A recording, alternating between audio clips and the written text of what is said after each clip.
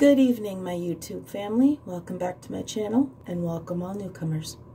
So I'm just going to be discussing in this video medication change of the Doxepin that I've been taking. I've currently been taking Doxepin 25 milligrams for sleep and anxiety.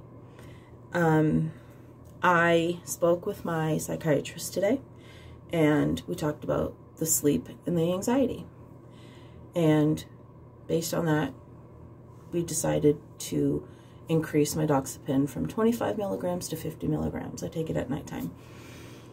So, the anxiety.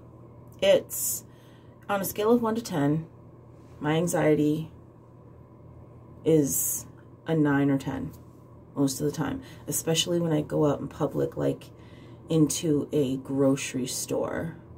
If there's a lot of people, even if it's not a grocery store, I get anxious. Sometimes I'll go into a full-on panic attack. So hopefully increasing it will help with that. Now, I noticed when I went into the store the other day, it was Walmart, I didn't have as much anxiety. So I think it's working somewhat. But when I went into a different store, I had plenty of anxiety. So it could be that the different situations, one store had more people in it and it was a different time of day. The other store had less people in it. That could be a factor. It could be that before I went to Walmart, I practiced breathing. I told myself, you're going to the store, there's going to be people there. It's okay, you're safe. You don't have to worry, that type of thing. Whereas the other store, I didn't do that beforehand. I practiced my skills while I was in the store, so that could have been the difference. So one store didn't have a great outcome. The other store had a better outcome, but it was only one time because the time before that, I had such anxiety. So I'm sure there's a lot of factors that play into this. Those are just right off the top of my head. So yeah, so for anxiety, that's the reason it's being increased. For sleep, from what she explained to me, Doxepin is supposed to help your brain be able to go through the levels of sleep. So you get to REM, you stay in REM for like the time you're supposed to. My brain doesn't do that naturally. So even though I'm sleeping longer, I feel like I'm having the same effect as I did when I was on the amitriptyline, 25 milligrams. I was sleeping like 4 hours at a time. No matter what time I went to bed, it was 4 hours or 4.5 if I was lucky. Excuse me. With this medicine, I sleep during the night. However, I wake up during the night many, many times, and I toss and turn, and it's hard for me to sleep. And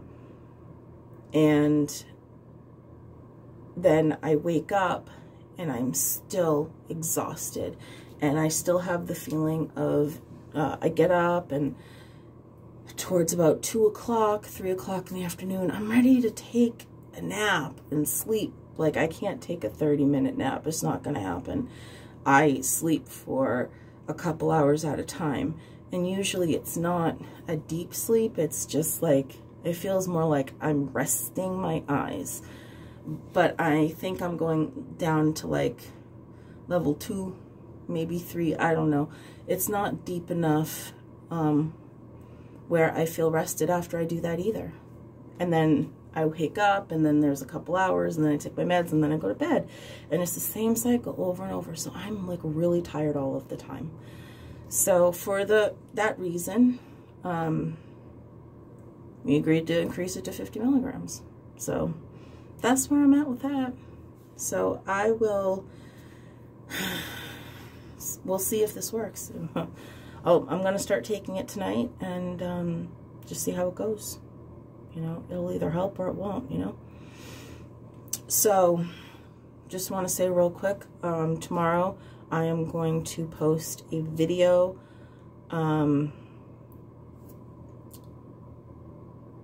talking about getting a cystoscopy, because on Friday, that is what I am getting. I've talked about that in previous videos. It's a urology procedure, so I'll be talking about what that is, and after I have my procedure, whether it's that day, the next day, because they said there can be some discomfort, I don't know how I'll feel, I will let you guys know how it went. And I'm pretty sure that once they do the procedure, they have the results. I'll have to double check that, but I believe that I read that, but don't quote me. But anyway, it'll all be in the videos, so that's what I'll be posting on. So, all right, thank you for watching. Thank you for listening to what I have to say. Please take care of yourselves, take care of one another, and just, you know, try to be a kind person. That's all I can ask, right? All right, I love you all. Please take care of yourselves, and I will see you in my next video. Bye.